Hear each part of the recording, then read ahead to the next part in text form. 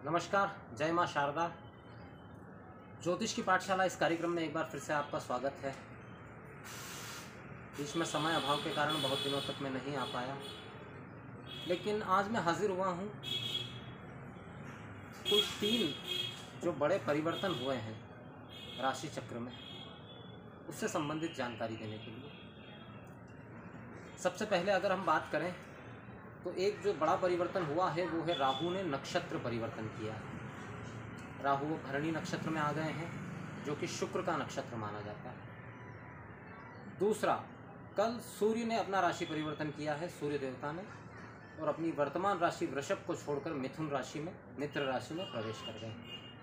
और 18 तारीख यानी कि परसों शुक्र अपना राशि परिवर्तन कर जाएंगे और वृषभ में चले जाएंगे।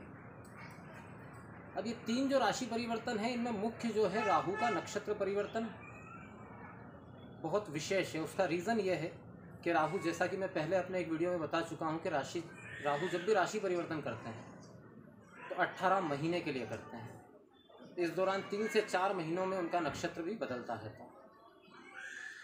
तब इन 3 परिवर्तन का सभी राशियों पर क्या असर होने वाला है, उससे संबंधित जानकारी देने के लिए मैं हाजिर हुआ। सबसे पहले बात करें अगर मेष राशि की, तो मेष राशि में राहु मेष राशि पर ही चल रहे हैं। तो नक्षत्र परिवर्तन से राहु जब शुक्र के नक्षत्र में होते हैं, जैसा कि राहु का स्वभाव है, वो जिसके नक्षत्र में होते हैं या जिससे दृष्टिगत होते हैं उसका रूप धारण कर लेते हैं।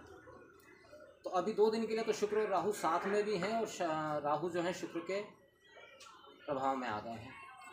तो सबसे महत्वपूर्ण चीज़ यहाँ पर यह होती है, ये खैर सभी राशि वालों के लिए है, लेकिन जिन पे ज़्यादा असर है उनके लिए मैं विशेष रूप से ये बात बता रहा हूँ कि मेष राशि में संचरण कर रहे शुक्र के नक्षत्र में राहु व्याभिचार के लिए उकसाते हैं, व्यक्ति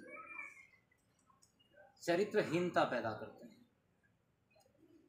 मेष राशि वालों के लिए इस चीज़ में बहुत सावधानी की ज़रूरत है, क्योंकि वो बहुत बड़ी परेशानी में पड़ सकते हैं। क्योंकि ये 2 महीने का ट्रांजिट है। 2 महीने के बाद में जब राहु नक्षत्र परिवर्तन कर जाएंगे तो इस 2 महीने के दौरान किया हुआ काम आपको भविष्य में दिक्कत दे सकता है। सूर्य का राशि परिवर्तन मिथुन राशि में हुआ है, जो कि बहुत अच्छा है, पराक्रम में वृद्धि कराने वाला है, यात्राओं से लाभ कराने वाला है। और शुक्र जब वृषभ में चले जाएंगे तो ये स्थितियां भी परिवर्तित हो जाएगी, लेकिन फिर भी मेष राशि वालों को चारित्रिक कमजोरी हो सकती है, इस पर ध्यान दें। बात करते हैं दूसरी राशि वृषभ के लिए। वृषभ के लिए सभी तरह से समय जो है वो काफ़ी अच्छा चल रहा है। राहु का नक्षत्र परिवर्तन जो है वो 12वें भाव में हुआ है। 12वें भाव के शुक्र कारक माने जाते हैं। तो कारक भाव में शुक्र का होना खर्च अवश्य बढ़ाएगा, लेकिन लग्जरियस सामान पर बढ़ाएगा। खर्च के साथ साथ इनकम भी बढ़ेगी। लाभदायक समय वृषभ राशि वालों के लिए। तीसरी बात करते हैं मिथुन राशि की। मिथुन राशि के लाभ भाव में ये योग बनने जा रहा है, जो कि बहुत ही श्रेष्ठ है। लाभ भाव में राहु शुक्र की राशि में, तो वो लोग जो शेयर ट्रेडिंग से जुड़े हुए हैं, सट्टा शेयर लॉटरी से जुड़े हुए हैं, उनके लिए फ़ायदे का समय है। सरकार से भी लाभ हो सकता है और कार्य व्यापार से भी लाभ की स्थितियां इस समय बनी हुई हैं। तो मिथुन राशि वालों के लिए आने वाला समय काफ़ी पॉजिटिव है, क्योंकि सूर्य का संचरण मिथुन राशि पर ही हो रहा है। तो ऊर्जा भी काफ़ी बढ़ी हुई रहेगी और तेज भी काफ़ी बढ़ा हुआ रहेगा मिथुन राशि वालों के लिए। अब बात करते हैं कर्क राशि। कर्क राशि के दशम में है राहु और वहाँ पर शुक्र के नक्षत्र में आ गए हैं।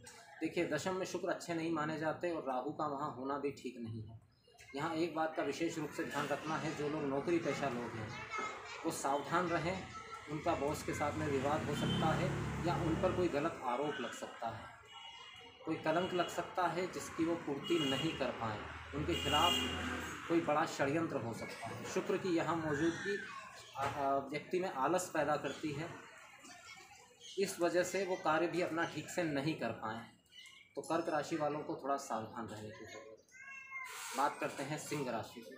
सिंह राशि के भाग्य भाव में ये योग बन रहा है, जो कि काफ़ी अच्छा है। पदोन्नति की संभावना है, अचानक से कोई बड़ा लाभ मिल सकता है। अगर सिंह राशि वाले व्याभिचार से दूर रहें तो उन्हें इस गोचर काल के दौरान बहुत लाभ हो सकता है। अब बात करते हैं अगली राशि कन्या की। कन्या राशि के लिए बहुत ज़्यादा सावधानी भरा समय, क्योंकि 8वें भाव में राहु और शुक्र में गोचर। सबसे पहले तो स्वास्थ्य का ध्यान रखें। स्वास्थ्य का ध्यान विशेष रूप से रखने की आवश्यकता है। कमर के निचले हिस्से में कोई बीमारी हो सकती है, व्याभिचार बढ़ सकता है। जो लोग एक्स्ट्रा मैरिटल अफेयर में हैं उनका भेद खुल सकता है और इस बात को लेकर गंभीर विवाद हो सकते हैं। कन्या राशि वालों को इस समय बहुत ही सावधानी बरतनी होगी, क्योंकि केतु का संचरण भी उनके द्वितीय भाव में है, जो कि ठीक नहीं है। 18 तारीख को शुक्र जरूर भाग्य भाव में चले जाएंगे, तो धन संपत्ति से संबंधित लाभ होने की स्थितियाँ जरूर बनी हुई है। कार्य क्षेत्र में कोई परेशानी नहीं, लेकिन पारिवारिक और निजी जीवन में गंभीर समस्याएं हो सकती हैं कन्या राशि वालों। बात करते हैं तुला राशि की। तुला राशि वालों के लिए कन्या राशि से भी ज़्यादा सावधान रहने की ज़रूरत है, क्योंकि ये योग जो है ये सप्तम भाव में बनने जा रहा है। राहु सप्तम भाव में बैठे हुए हैं शुक्र के नक्षत्र में। अगर अभी तक आप एक्स्ट्रा मैरिटल में नहीं थे तो अब हो सकता है, लेकिन याद रखिएगा ये आपके लिए बहुत भारी पड़ सकता है। संबंध विच्छेद करवा सकता है। शादी विवाह में गंभीर समस्या आ सकती है। अगर कहीं शादी के लिए बात चल रही है तो सावधानी पूर्वक वहाँ भी धोखा हो सकता है। मैं स्पेशली उन लोगों के लिए ये ज़रूर कहूँगा कि जिनकी शादी ब्याह की अगर बात चल रही है तो बहुत सोच समझ कर निर्णय लें, धोखा हो सकता है उस संबंध में। और प्यार प्रेम पसंद के मामले में भी गंभीर धोखा हो सकता है। तुला राशि वालों को थोड़ा सावधान रहने की ज़रूरत। जो लोग शादीशुदा हैं उनके लाइफ पार्टनर का स्वास्थ्य भी खराब हो सकता है। अब बात करते हैं अगली राशि वृश्चिक की। वृश्चिक राशि के लिए छठे भाव में गोचर होने जा रहा है राहु का गोचर छठे भाव में चल रहा है और वहाँ पर शुक्र के नक्षत्र में आ गए राहु। देखिए यहाँ पर शत्रुहंता योग तो बना हुआ है। निश्चित रूप से वृश्चिक राशि वाले जो हैं वो हर क्षेत्र में विजयी रहेंगे। कोई भी विवाद समस्या अगर चल रही थी, कोर्ट केस चल रहा था, तो उसमें विजय रहेंगे। लेकिन राहु के शुक्र के नक्षत्र में आ जाने के कारण यहाँ पर एक समस्या हो सकती है कि जो आपके मित्र भी आपके शत्रु बन सकते हैं। वो आपका भेद खोल सकते हैं, आपके शत्रुओं से जाके मिल सकते हैं। हालांकि वो आपको नुकसान नहीं पहुंचा पाएंगे, लेकिन यहाँ पर वो आपको मानसिक रूप से परेशान ज़रूर कर सकते हैं और बहुत गंभीर रूप से परेशान कर सकते हैं। अगर प्रेम संबंध चल रहा था तो प्रेम संबंध टूट सकता है, इस बात की प्रबल संभावना है। बात करते हैं धनु राशि। धनु राशि के पंचम भाव में चल रहे हैं राहु और शुक्र के नक्षत्र में। ये बड़ा अच्छा योग है, खासकर स्टूडेंट के लिए। वो स्टूडेंट जो कॉम्पिटिटिव एग्ज़ाम की तैयारी कर रहे हैं या सरकारी क्षेत्र में जाना चाहते हैं, उसकी तैयारी कर रहे हैं, उनके लिए अच्छा समय है। अगर इस समय अंतराल के दौरान कोई एग्ज़ाम है तो उसमें सफल होने के बहुत ज़्यादा चांसेस हैं। थोड़ा सा फोकस आपको और बढ़ाना होगा। विद्यार्थियों के लिए बहुत अच्छा समय है।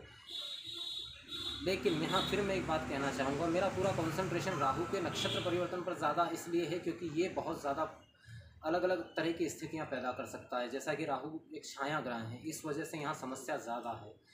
तो प्रेम प्रसंग से संबंधित यहाँ भी मैं यही बात कहूँगा कि प्रेम प्रसंग के समाप्त होने के पूरे आसार नज़र आ रहे हैं, किसी गलतफहमी की वजह से या किसी तीसरे व्यक्ति की वजह से। अब बात करते हैं मकर राशि की। मकर राशि के चौथे भाव में राहु है। अब यहाँ पर दोनों स्थितियाँ, एक स्थिति तो ये है कि राहु के वहाँ होने से ग्रह कलह की स्थितियाँ बनती है, लेकिन दूसरी बात राहु के शुक्र के नक्षत्र में आ जाने के कारण ज़मीन ज़्यादा संबंधित लाभ हो सकता है।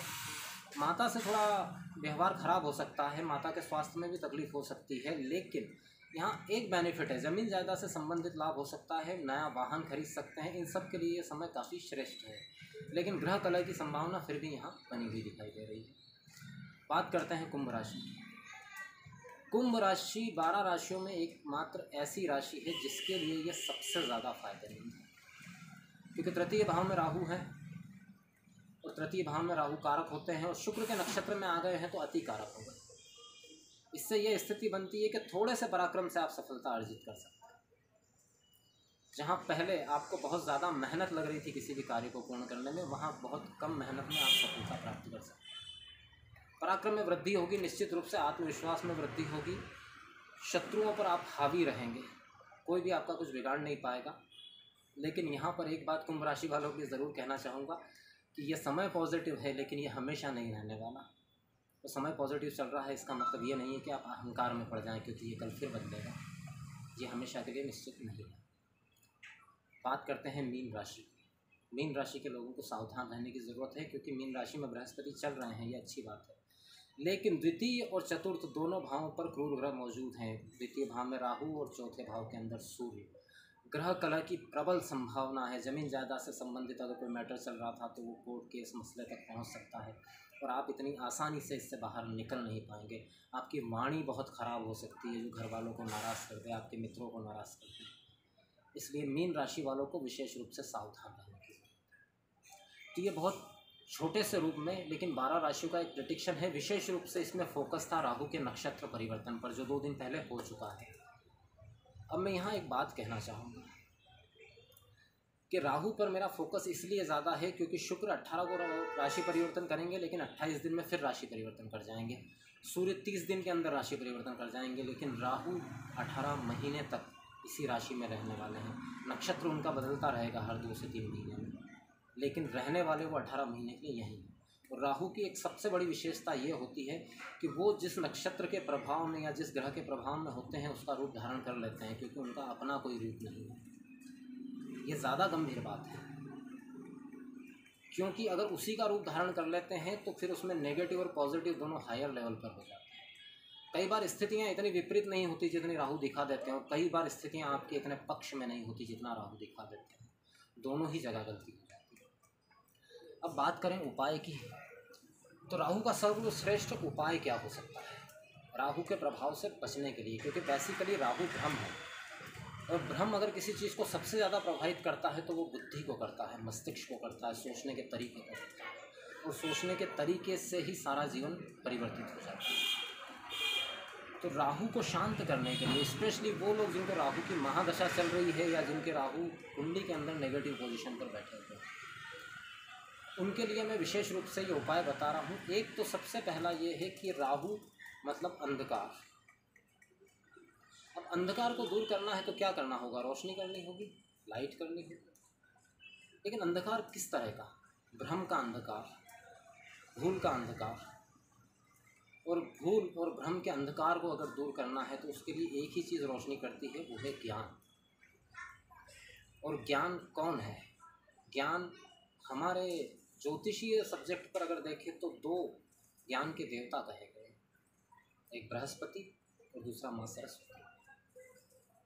अगर ज्ञान का प्रकाश होगा तो राहु का अंधकार आपको कुछ नहीं बिगाड़ेगा। और एक वैधानिक नियम है कि राहु अगर ज़्यादा परेशान कर रहे हैं तो माँ सरस्वती की शरण में अगर जाया जाए तो राहु का प्रभाव समाप्त हो जाता है, क्योंकि राहु को माँ सरस्वती का पुत्र भी कहा गया है, क्योंकि भले ही वो भ्रम है लेकिन महाज्ञानी माने गए। तो एक उपाय तो ये है कि बुधवार के दिन 3 नीले रंग के फूल लेकर माँ सरस्वती के मंदिर में आप जाएं, 3 फूल माँ को अर्पित करें, और उसके बाद में एक छोटा सा मंत्र होता है, ओम ऐं सरस्वती नमः, ओम ऐं सरस्वती नमः। इसकी 5 माला स्फटिक की माला से, स्फटिक एक मोती आता है, स्फटिक की माला से अगर आप 5 बार उसका पाठ करें तो राहु का नकारात्मक प्रभाव खत्म हो जाएगा। दूसरा उपाय क्या है? दूसरा उपाय है बृहस्पति के प्रभाव को अगर बढ़ाया जाए, गुरु के प्रभाव को अगर बढ़ाया जाए। अब गुरु का प्रभाव कैसे बढ़ेगा? तो उसके लिए आप विष्णु सहस्त्र नाम पढ़ सकते हैं, या ओम ग्राम ग्रीम ग्रोम सह गुरुवे नमः। इस मंत्र का जप आप चंदन की माला से कर सकते हैं। चंदन का टीका सर पे लगा सकते हैं, शिखा पर लगा सकते हैं, मस्तक पे, सर में जहाँ शिखा का स्थान होता है, चोटी का स्थान होता है, वहाँ पर अगर आप चंदन का टीका लगाएं, गले पर लगाएं और नाभि पर लगाएं तो इससे गुरु का प्रभाव बढ़ता है। चंदन के इत्र का अगर इस्तेमाल करें तो भी राहु का प्रभाव बढ़ता है। और एक अंतिम बात, अगर आप सारा दिन जब भी समय मिले तो ओम नमो भगवते वासुदेवाय नमः, ओम नमो भगवते वासुदेवाय नमः, इस मंत्र का अगर जप करें तो भी राहु का प्रभाव कम होता है, गुरु का बढ़ता है। और एक अंतिम बात, गाय को अगर गुरुवार के दिन गुड़ मिलाकर चने की दाल खिलाई जाए और उसकी गर्दन पर हाथ घुमाया जाए तो भी राहु का प्रभाव कम होता है। ये जो उपाय मैंने बताया है ये सार्वभौमिक उपाय है राहु अगर खराब चल रहे हैं तो। अंत में मैं इतना ही कहना चाहूँगा कि 12 राशियों का जो विश्लेषण होता है वो एक बेसिक सतही विश्लेषण है। कुंडली देखकर ही किसी निश्चित निराकरण पर पहुँचा जा सकता है, तो इसको अंतिम निष्कर्ष नहीं माना जाए, क्योंकि राशियाँ सिर्फ 12 है और लोग बहुत ज़्यादा हैं। तो हर किसी के लिए ये बात लागू होगी ये निश्चित रूप से नहीं कहा जा सकता। उसकी वजह ये है कि हर कुंडली एक अलग तरह की है। अब मैं यहाँ राहु की बात कर रहा हूँ, राहु की आपकी जन्म पत्रिका में क्या स्थिति है वो एक बिल्कुल अलग विषय है, आपका लग्न क्या है ये एक बिल्कुल अलग विषय है। तो अगर आप संपूर्ण जानकारी चाहते हैं तो आपको कुंडली विश्लेषण करवाना होगा। बस इसी के साथ अपने शब्दों को यहीं विराम देना चाहूँगा। जय माता।